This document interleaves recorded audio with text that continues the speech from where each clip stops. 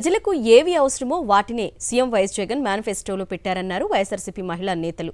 ఎప్పటిలానే మహిళా సాధికారతకు మరోసారి పెద్దపీట వేశారని గుర్తు చేశారు.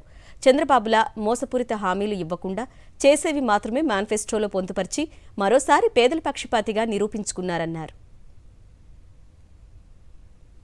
జగన్మోహన్ రెడ్డి గారి లక్ష్యం పేదరికాన్ని నిర్మూలించాలి, అలాగే అందరి పిల్లల్ని చక్కగా చదివించి వాళ్ళందరి జీవితాలను సంతోషంగా ఉండే విధంగా చేయాలి. ఇళ్ల లేని వాళ్ళకి ఇళ్ల పట్టాలిచ్చి ఇల్లు కొనసాగిస్తానని కూడా చెప్పడం మనం గమనిస్తున్నాం. అలాగే ఈ రాష్ట్ర అభివృద్ధిని ముందుకన్నా జెట్ స్పీడ్ గా ముందుకు తీసుకువెళ్లటం కూడా మనం గమనిస్తున్నాం.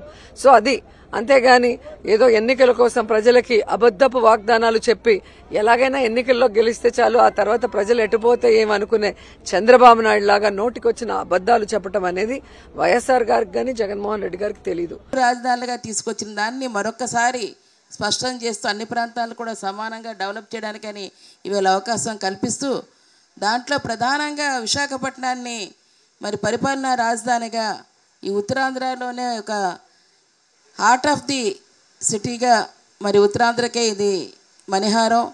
దీన్ని డెవలప్ చేయడానికి ఏదైతే విజన్ విశాఖ ఉందో దాన్ని పూర్తి స్థాయిలో ఈరోజు తీసుకెళ్ళడానికి కూడా దానికి అవసరమైన పరిశ్రమలన్నింటినీ కూడా దృష్టిలో పెట్టుకొని అలాగే ఏవైతే ఉన్నాయో పోర్ట్లు కానీ ఫిషింగ్ హార్బర్స్ కానీ ఇన్ఫ్రాస్ట్రక్చర్ గురించి కానీ అట్లాగే హాస్పిటల్స్ గురించి కానీ వాటితో పాటు క్యాన్సర్ హార్ట్ సంబంధించిన మెడికల్ హబ్స్ లాంటివి కూడా ఇక్కడ పెడతారని ప్రత్యేకంగా వారు చెప్పడం జరిగింది. ఇప్పుడైతే ఏదైతే నవరత్నాల కార్యక్రమాలు ఇచ్చారో అన్నిటినీ కూడా వచ్చే 5 సంవత్సరాల్లో కూడా ప్రతి పథకాన్ని కూడా కంటిన్యూ చేస్తామని చెప్పటం. ఎందుకంటే మరి అనేక మందికి తెలుసు, చాలా మంది కూడా చెప్తూ ఉన్నారు ఇవన్నీ కూడా ఇంత బడ్జెట్ ఇంత అని. అయినా సరే జగనన్న ప్రజలకు చాలా ఉపయోగపడింది. ఇవన్నీ కూడా ప్రజల పేదరికాన్ని రూపుమాపడానికి, ప్రజల యొక్క ఆర్థిక స్థితిని పెంచడానికి.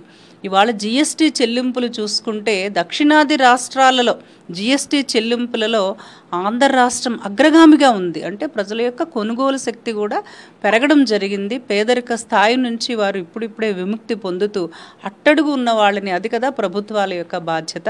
తప్పనిసరిగా ఆంధ్ర రాష్ట్రం ఇది దిగువ మధ్య తరగతి పేదవాళ్ళు అందరికీ కూడా సంక్షేమం ఇప్పటికే అందరూ కూడా చాలా సంతోషంగా ఉన్నారు. ఏదో ఒక రీజన్తో తీయాలనేది ఎక్కడ కూడా అనిపించకుండా ఆ పథకాలన్నీ కూడా కంటిన్యూ అవుతూ ఈరోజు మళ్ళీ అన్ని వర్గాల వారికి, అంటే పుట్టిన బిడ్డ దగ్గర నుంచి పండు ముసలి వరకు ఎవరెవరికి ఏ వర్గాల వారికి అన్ని సామాజిక వర్గాల వారికి కూడా న్యాయం చేసేలాగా ఈరోజు మేనిఫెస్టో చాలా అద్భుతంగా ఈరోజు రూపొందించడం జరిగింది. నిజంగా గౌరవ ముఖ్యమంత్రి గారికి బడుగు బలహీన వర్గాల మీద ఉన్నటువంటి ప్రేమ కానివ్వండి, అభిమానం కానివ్వండి, ఆయన చూపిస్తున్నటువంటి ఆదరణ నిజంగా చాలా చాలా మెచ్చుకోదగినవి. ఎందుకంటే అంటే వేరే పార్టీ మేనిఫెస్టోలకి మన మేనిఫెస్టోకి మనం పోల్చుకోగలిగితే, వేరే నాయకులకి మన నాయకులకి పోల్చుకోగలిగితే ఈరోజు వాస్తవం ఏంటి, వాస్తవ పరిస్థితులు ఏంటి, అండ్ ఈరోజు ఎంతవరకు మనం న్యాయం చేయగలుగుతామని ఆలోచన చేసి ఈరోజు గౌరవ ముఖ్యమంత్రి గారు డెసిషన్ తీసుకుంటా ఉన్నారు.